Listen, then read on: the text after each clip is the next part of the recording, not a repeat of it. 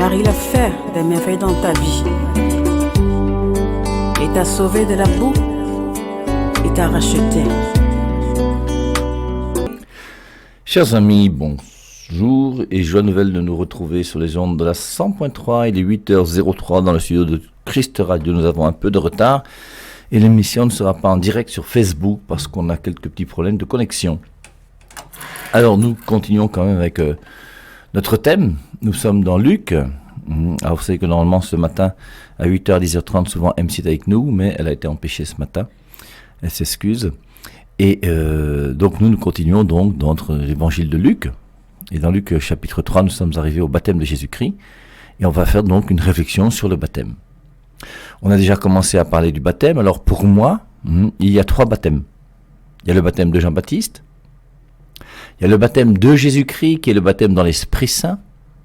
Et il y a troisièmement le sacrement du baptême. Et je crois que si nous voulons avoir une bonne compréhension des Saintes Écritures, il faut distinguer les 3. Alors on avait vu déjà, et ça c'est la chose la première, que le baptême de Jean-Baptiste, que le baptême par immersion dans l'eau, est un baptême qui n'existe plus. Le baptême de Jean-Baptiste est mort avec Jean-Baptiste. On avait lu Actes chapitre 19, où on voit Saint Paul qui rencontre des Éphésiens, et il dit aux Éphésiens, quel baptême avez-vous reçu? Ils ont reçu le baptême de Jean-Baptiste. Et à ce moment-là, il leur dit, Jean-Baptiste a donné un baptême de repentance, et sur ces paroles, qu'est-ce qu'il fait? Il les baptise au nom du Seigneur Jésus. Et on voit bien donc qu'ils ont reçu le baptême de Jean-Baptiste, maintenant ils reçoivent le baptême du Christ. Ce qui montre bien que le baptême de Jean-Baptiste n'est pas le véritable baptême.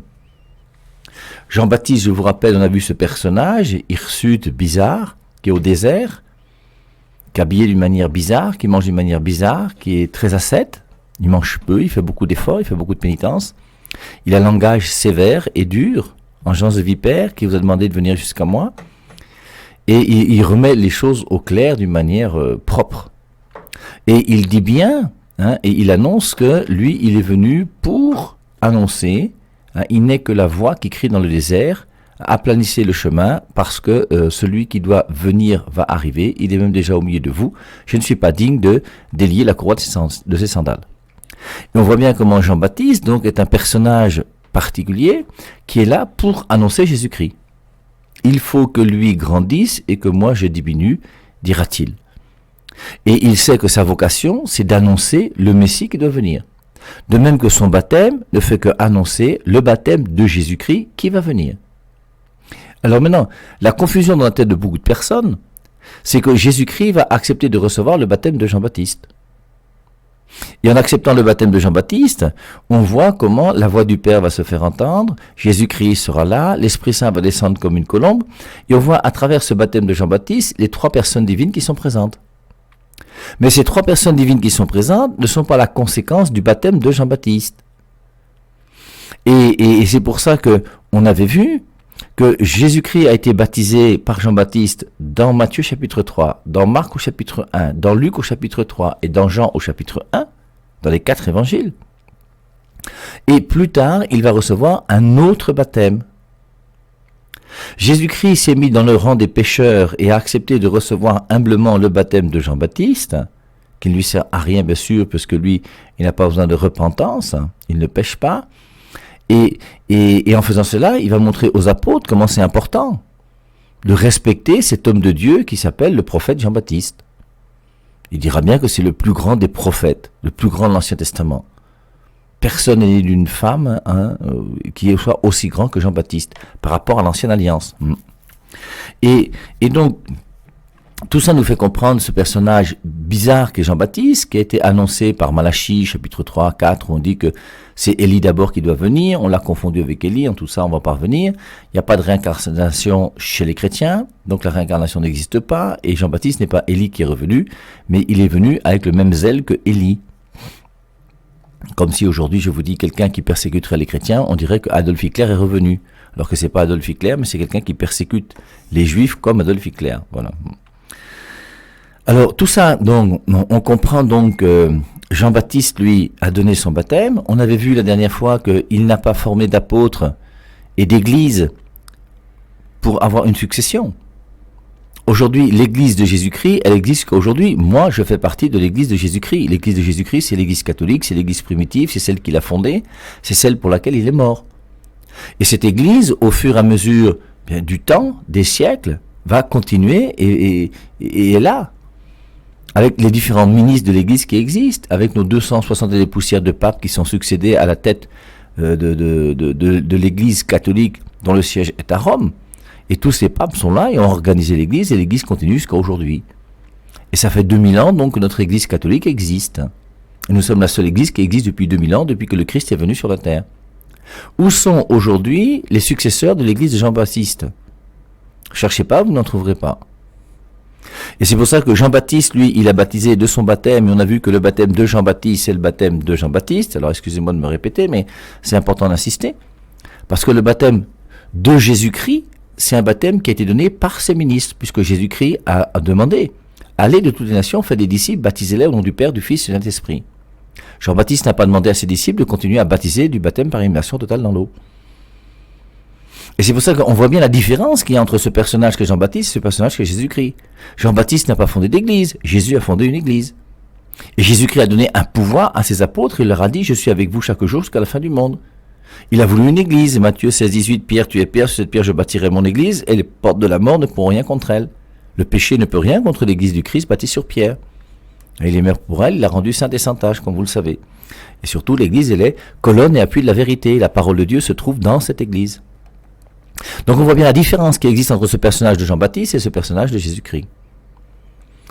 Donc, le baptême de Jean-Baptiste est mort avec Jean-Baptiste. Dans Acte 19, Saint Paul dit « Quel baptême avez-vous reçu ?» montrant qu'il y a plusieurs baptêmes. Et dans maintenant Éphésiens, chapitre 4, versets 4 et 5, il dit qu'il y a un seul baptême. S'il y a un seul baptême, ça veut dire qu'il y a un des deux qui a disparu. Forcément, le baptême de Jean-Baptiste a disparu, le baptême de Jésus-Christ ne peut pas disparaître. Et je vous rappelle donc que Jésus-Christ lui a été baptisé une deuxième fois. Le premier baptême de Jésus-Christ, c'est le baptême de Jean-Baptiste qu'il a reçu au Jourdain. Et ensuite, maintenant, après ça, il y a un autre baptême qu'il va recevoir. Je vous rappelle, Luc, chapitre 12, versets 49-50. Je suis venu apporter un feu sur la terre et comme je voudrais qu'il soit allumé. Il est un baptême que je dois recevoir. Il va recevoir un baptême qui va apporter le feu sur la terre. Et le baptême qui va apporter le feu sur la terre, c'est quoi? C'est sa mort sur la croix. Et c'est pour ça que le véritable baptême de Jésus-Christ, c'est sa mort sur la croix. Il a dit à Jacques et Jean qui lui ont demandé, est-ce qu'on peut siéger à ta droite dans le royaume des cieux? Pouvez-vous boire la coupe que je vais boire? Pouvez-vous être baptisé du baptême dont je vais être baptisé? Il y a un baptême dans lequel il sera baptisé, et c'est par ce baptême-là, si tu l'acceptes, que toi aussi tu seras sauvé. Et ce baptême qu'est la mort de Jésus-Christ va avoir une signification particulière dans le sacrement du baptême. C'est pour ça que 1 Pierre 3,21 nous dit que le baptême sauve, pas le baptême de Jean-Baptiste bien sûr, le baptême du Christ. Et le baptême du Christ sauve pourquoi? Parce que nous ne sommes pas sauvés par le baptême. Mais en même temps, le baptême sauve, moi j'y peux rien. Et le baptême est nécessaire au salut, même s'il n'est pas suffisant. Et donc le baptême sauve pourquoi? Parce que Romains 6,3 nous dit, ignorez-vous que lorsque vous êtes baptisé dans la mort du Christ. Quand je suis baptisé dans le sang de Jésus-Christ. Or le sang de Jésus-Christ, c'est bien le sang qui nous sauve. Et c'est pour ça que le baptême sauve. Bon, j'espère que c'est un peu clair pour nous tous, non? Alors première des choses, le baptême de Jean-Baptiste n'existe plus. Maintenant, continuons donc, puisque cette phrase de Matthieu 3,11 est quand même très intéressante. Moi, je vous baptise dans l'eau, lui vous baptisera dans l'Esprit Saint. Donc Jean-Baptiste reconnaît bien que lui il baptise dans l'eau, et que Jésus-Christ ne baptise pas dans l'eau. C'est pour ça que, quand on est chrétien, on n'est pas baptisé dans l'eau. Le baptême dans l'eau n'est pas le baptême chrétien, c'est le baptême de Jean-Baptiste.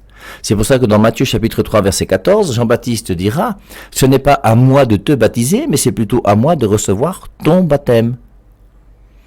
Et Jean-Baptiste a compris qu'il y a un baptême plus important que le sien, qui est le baptême de Jésus-Christ. Et Jésus-Christ lui dit, laisse faire pour le moment. Et comme Jean-Baptiste est humble, il accepte l'autorité de Jésus-Christ sur lui, et Jésus-Christ lui laisse faire, il va laisser faire. Et donc, on voit bien, alors, Jean-Baptiste plonge dans l'eau, Jésus-Christ plonge dans l'Esprit Saint. Et le plongeon dans l'Esprit Saint, qu'est-ce que c'est? Qu'est-ce que c'est que ce baptême que Jésus-Christ nous enseigne, où dans tous les évangiles, il dit, moi je vous baptise dans l'Esprit Saint. Et baptiser veut dire plonger, et Jésus-Christ nous plonge dans l'Esprit Saint. C'est-à-dire que Jésus-Christ, lui, en venant sur terre, va faire que je vais être immergé, plongé dans l'Esprit Saint. Ça veut dire que l'Esprit Saint sera là tout autour de moi, que l'Esprit Saint va s'occuper de moi, que je vais réfléchir parce que je suis enveloppé du Saint-Esprit. Je ne vais plus penser comme un homme, je vais penser comme l'Esprit Saint. Et mon esprit va être habité par l'Esprit Saint. Et maintenant que je suis habité par l'Esprit Saint, je ne peux parler que comme l'Esprit Saint. Et le baptême dans le Saint-Esprit, c'est une fois que j'ai reconnu que Jésus-Christ est mon Seigneur et mon Dieu, qu'il est mon Sauveur, qu'il est mon ami, eh bien, je l'accepte dans mon cœur, et en l'acceptant dans mon cœur, il va venir en moi, pas seulement seul, mais aussi avec l'Esprit Saint. Jean 1,12, à ceux qui l'ont reçu. C'est un il, c'est pas elle. Les traductions où c'est elle est une traduction qui n'est pas bonne. À ceux qui l'ont reçu, qui? Le Verbe, la deuxième personne de la Trinité, le Verbe qui s'est fait chair. À ceux qui ont reçu le Verbe qui s'est fait chair, donc le Christ, il a donné le pouvoir de devenir enfant de Dieu. Et nous pouvons devenir enfants de Dieu par la nouvelle naissance. En ouvrant notre cœur à Jésus-Christ, Jésus-Christ vient en nous et il ne vient pas seul, il vient avec un esprit nouveau. Et cet esprit nouveau qu'il nous a donné, c'est l'Esprit Saint. Et c'est pour ça qu'une fois que j'ai rencontré Jésus, je ne pense plus comme un homme, mais je pense comme un enfant de Dieu. Et ce qui dirige ma vie aujourd'hui, ce n'est plus ma connaissance intellectuelle, philosophique, traditionnelle et tout ce que vous voulez, c'est ma connaissance de la révélation. Et c'est la connaissance de la parole de Dieu qui transforme ma vie. Et je vous rappelle que lorsque tous ces gens ont donné leur vie à Jésus-Christ, les apôtres en premier lieu, tous ceux qui se sont convertis, dans Actes chapitre 2, c'est 3000 personnes qui se sont converties, quelques jours plus tard, c'est 5000 personnes qui se sont converties. Il y a 8000 personnes qui ont reçu le baptême en quelques jours. Et toutes ces personnes qui ont reçu le baptême en quelques jours, aucune n'a lu l'évangile de Matthieu parce qu'il n'existait pas. Aucune n'a lu l'évangile de Marc, de Luc et de Jean. Aucune de ces personnes n'a lu les épîtres de Paul ou de Pierre. Parce qu'aucun texte n'était écrit. Pourtant, ils étaient chrétiens. Et ils étaient chrétiens et ils avaient la foi. Or, la foi vient de ce qu'on entend et ce qu'on entend vient de la parole du Christ. Ils avaient la parole du Christ même s'il n'y avait pas encore d'évangile de Matthieu et d'évangile de Jean. Parce que la parole de Dieu est bien avant les écrits, que les choses soient claires. Alors, on voit donc que Jésus-Christ, lui, quand il nous dit « Moi je vous baptise dans l'eau », Jean-Baptiste dit « Moi je vous baptise dans l'eau, lui vous baptise dans l'Esprit Saint », le baptême dans l'Esprit Saint pour moi, c'est la nouvelle naissance. C'est le fait que j'accepte Jésus-Christ, alors comme mon Seigneur et mon Sauveur, il n'y a pas de souci, mais surtout comme mon ami. La nouvelle naissance, c'est s'appeler Madame Jésus. Je le piffe mal, il me yamo et mon nom c'est Madame Jésus. Et quand je nais de nouveau, je perds mon nom. Comme Jean a perdu son nom dans l'évangile de Jean, et comme Marie a perdu son nom dans l'évangile de Jean. Je vous rappelle que dans l'évangile de Jean, le mot Marie pour désigner la Vierge Marie n'existe pas. Le mot Jean pour désigner l'apôtre Jean n'existe pas. C'est le disciple que Jésus aimait. Marie, c'est sa mère. Et Marie comme Jean, qui sont les plus proches, les plus intimes de Jésus-Christ, sont des gens qui ont perdu leur nom parce qu'ils sont devenus relatifs à Jésus. Et il faut que chacun d'entre nous, ce soit ça que nous puissions vivre. Et c'est ça le baptême dans l'Esprit Saint. Le baptême dans l'Esprit Saint, c'est accepter de naître de nouveau. Donner sa vie au Christ d'une manière radicale et totale. Accepter de changer de comportement, de changer de manière de penser, de changer de manière de vivre. Dans Genèse chapitre 12, le père des croyants Abraham, Dieu lui dit « Quitte ton pays, ta parenté, et va vers le lieu que je vais t'indiquer. » Et c'est pas mauvais de temps en temps de quitter ses coutumes, ses cultures, pour les remettre en cause. Est-ce que toutes les coutumes de tous les pays du monde sont des bonnes coutumes ? Forcément non. C'est impossible qu'une coutume soit la vérité dans n'importe quel pays du monde entier. Toutes les coutumes forcément vont être liées à une manière de vivre, à une manière de penser, à une manière de réfléchir. Et forcément, toutes les coutumes qui ont existé et qui étaient religieuses vont avoir un regard par rapport à Dieu qui ne sera pas forcément le regard que Jésus-Christ lui-même vient apporter sur la terre. Jean 1,18, personne n'a jamais vu Dieu. Dieu, le Fils unique et dans le sein du Père, lui nous l'a révélé. Aucun homme sur terre ne pouvait croire à la Trinité. Et c'est pour ça que la croyance en la Trinité ne peut venir que de la révélation que Jésus-Christ est venu apporter aux hommes. Dans aucune culture, la Trinité n'a existé. C'est impossible. Alors, il y a des semblants, oui, bien sûr, comme Mais c'est impossible. La révélation nous est donnée par Jésus-Christ. Et Jésus-Christ va faire que j'aurai une manière de penser qui sera différente.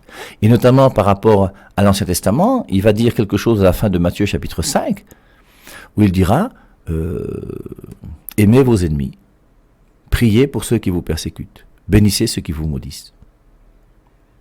Et Jésus-Christ va apporter, on te tape sur la joue droite, tends la joue gauche.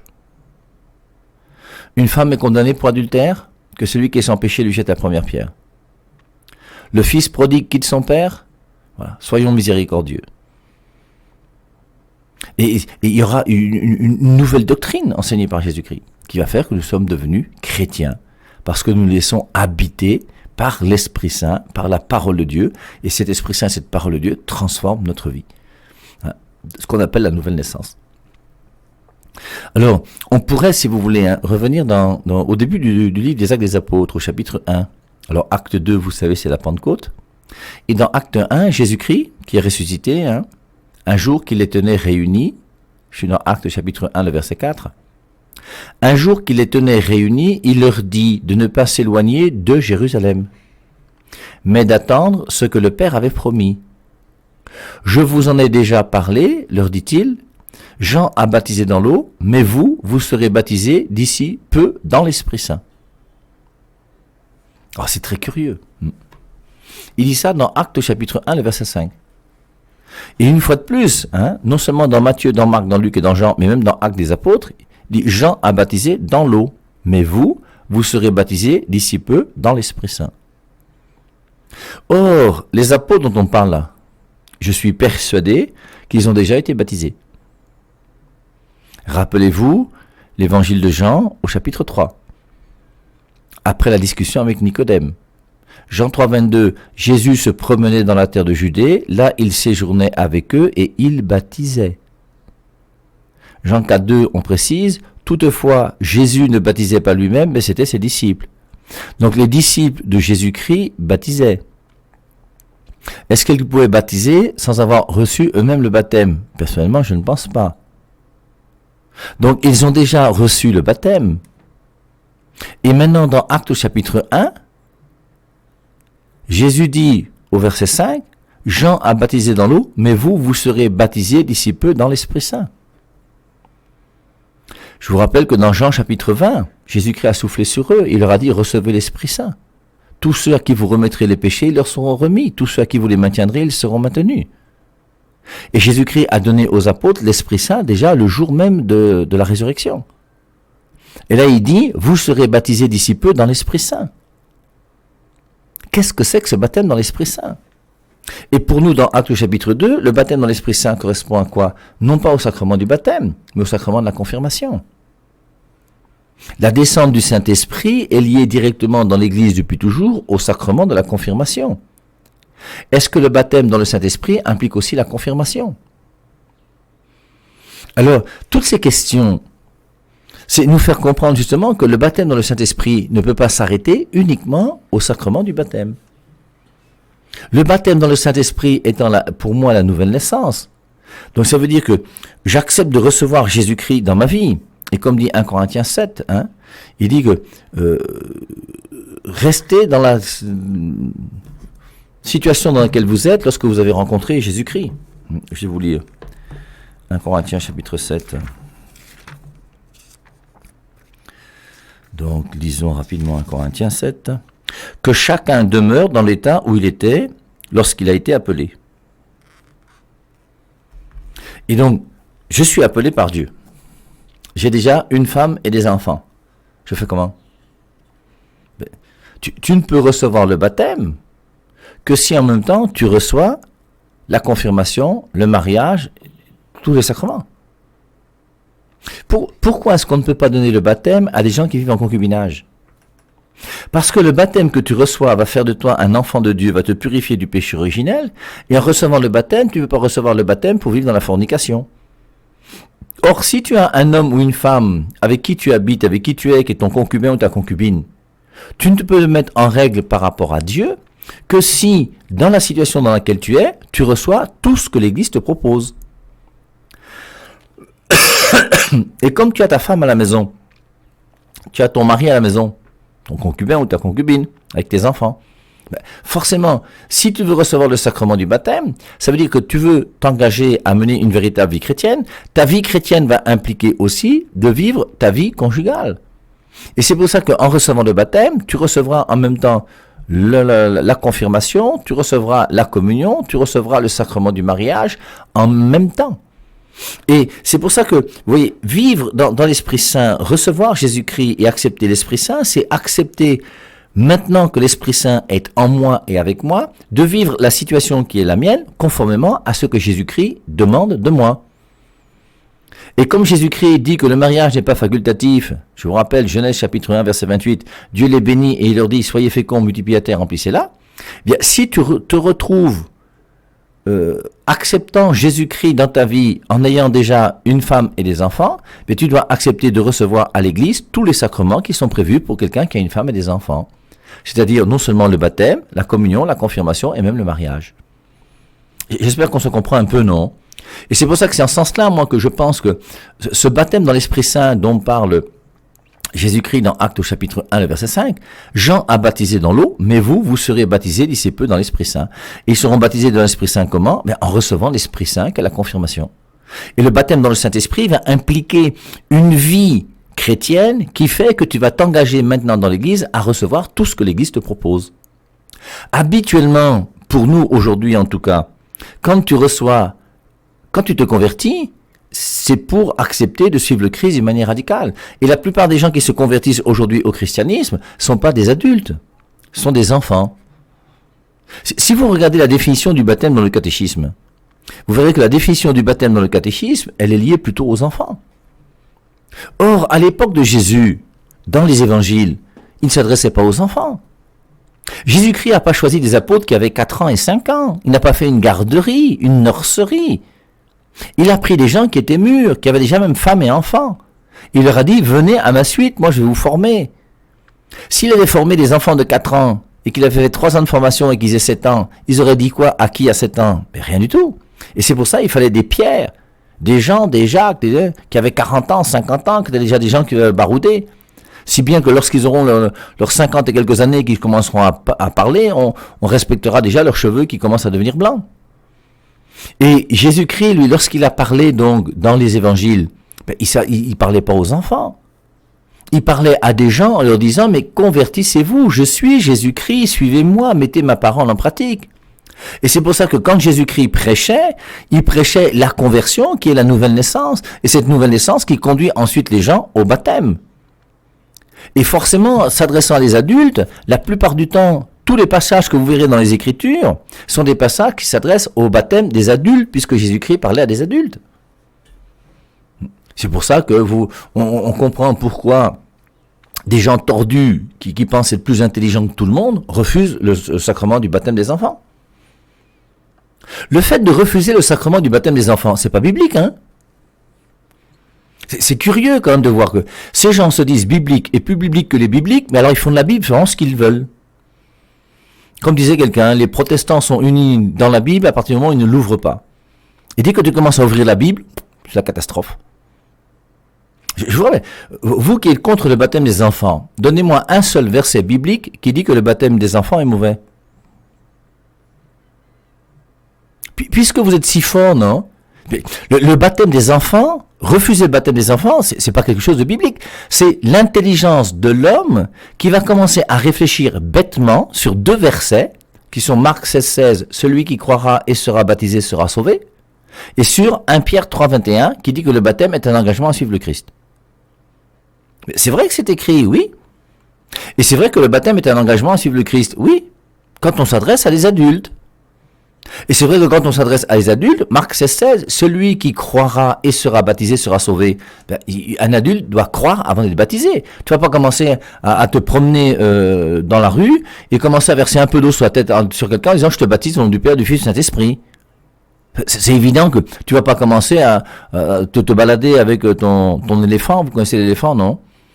Le truc des mbérés là qui envoie de l'eau, des jets d'eau là lorsqu'il y a des manifestations. Tu prends l'éléphant, tu dis je vous baptise au nom du Père, du Fils et de l'Esprit. Mais non. Et pour baptiser quelqu'un, il faut que la personne qui est adulte soit consciente et soit d'accord. C'est tellement évident. Et c'est pour ça que le baptême pour un adulte, c'est un engagement. C'est tellement évident. Et une personne qui va demander le baptême doit croire. On lui demande même de confesser sa foi. Celui qui croira et sera baptisé sera sauvé. Et dans le passage de celui qui croira et sera baptisé sera sauvé, qu'est-ce que ça veut dire? Ça ne veut pas dire qu'il faut absolument croire pour être baptisé. Ça veut dire que tu ne peux pas être baptisé sans croire. On ne baptise pas quelqu'un qui ne croit pas. C'est tellement évident. C'est pour ça que juste après, il dit d'ailleurs, Marc 16, celui qui croira et sera baptisé sera sauvé, celui qui ne croira pas sera condamné. Le contexte est clair. Et maintenant, utiliser ce verset de Marc 16 et de 1 Pierre 3,21 pour refuser le baptême des enfants, c'est une conception intellectuelle qui est contraire à l'esprit des Saintes Écritures. Ce sont des intellectuels rassis qui, au nom de leur intelligence stupide et idiote, déforment la parole de Dieu. C'est quand même dramatique, mes amis. Je vous rappelle et j'insiste, il n'y a aucun verset biblique qui interdise le baptême des enfants. Et si on veut insister, même on peut même continuer. Pourquoi dans l'Ancien Testament Dieu faisait alliance avec les enfants? J'espère que vous comprenez ce que je veux dire. Marie, elle, lorsqu'à 8 jours, elle a pris l'enfant pour le faire circoncire, elle était folle. Marie a fait circoncire l'enfant 8 jours après sa naissance, non? Elle a bien fait ou elle a mal fait? Je crois qu'on a lu ça dans Luc, non? Oh, petit passage là. Je vous l'ai dit. Quand le 8e jour fut accompli, il fut circoncis et fut appelé Jésus du nom indiqué par l'ange avant sa conception. Luc chapitre 2, verset 21.